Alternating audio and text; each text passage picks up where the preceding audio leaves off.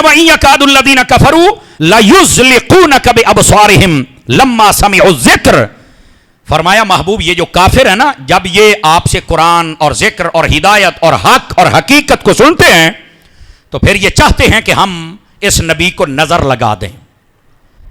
अब ये बात बड़ी सुनने वाली है आप तमामी हज़रात के लिए। ये नजर लगाने का क्या मतलब है? यहां पर कबीला बनु असद के लोगों का जिक्र तफासिर में मौजूद है। फरमाया वो ऐसे लोग थे कि उनकी नजर लगने में बड़े ही मशहूर थे, जिस पर चाहते वो नजर लगा लेते थे। बल्कि यहां तक उलमाए तफसीर ने लिखा है, अरब का कोई बंदा उस कबीले का 3 दिन के लिए भूखा रहकर किसी ऊंट को देखता ना, नजर लगाता, तो वो ऊंट जमीन पर गिर जाया करता था। नजर बद हक है, नजर बद लग जाती। आका करीम ने फरमाया अल आइनु हक, फरमाया नजर हक है, नजर लग जाती है।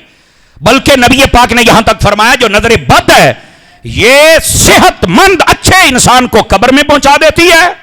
और फरमाया एक फरबा ऊंट, फरमाया अच्छा भला ऊंट होता है, जब उसको लग जाए तो उसको हंडिया में पहुंचा देती है। यह नजर बद ऐसी बुरी चीज है, यह नबी पाक अलैहिस्सलाम ने फरमाया मेरे भाई।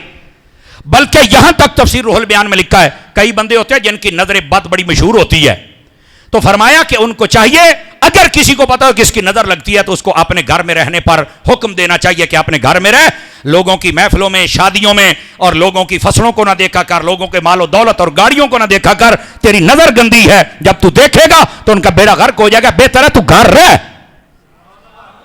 बल्कि रूहुल बयान वाले ने यहां तक लिखा है कि हाकिम वक्त को अगर पता चल जाए कि इस बंदे की बड़ी नजर लगती है तो उस बंदे को चाहिए हाकिम वक्त को कि इसका वजीफा मुकर्रर कर दे और उन्होंने आके घरों बाहर नहीं निकलना, गारी रह, तनख्वाह तुम्हें हम देते रहेंगे, इसलिए कि उसकी नजर लगने से किसी का बेड़ा गर्क ना हो जाए।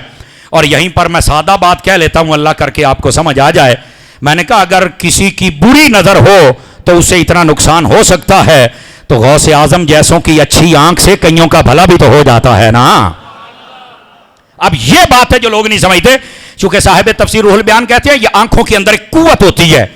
ये कुव्वत ही तो है कि जो बंदे की तबीयत में एक हलचल पैदा करती है।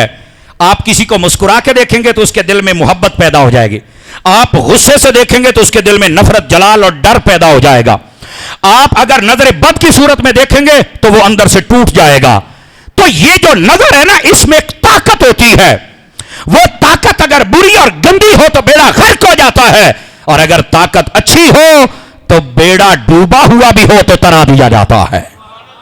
तो इस वास्ते जो कहते हैं बाबे ते है ही कोई नहीं, बुजुर्ग ते है ही कोई नहीं, इनकी नजरों का तो कमाल ही कोई नहीं। और मैंने कहा जाहिल, अगर गंदी नजरों वाले हैं जिनके साथ इतना नुकसान हो जाता है तो अच्छी नजरों वाले भी तो होने चाहिए ना, जिनकी नजरों के साथ फायदा हो जाए।